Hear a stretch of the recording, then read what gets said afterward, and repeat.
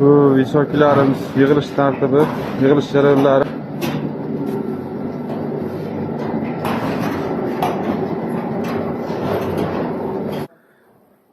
Kamplik holatda shunday bo'ladi. Kamplikimizga ichida mana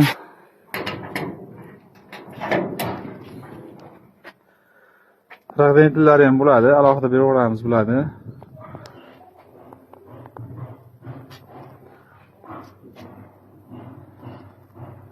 Mana ko'rishlaringiz mumkin.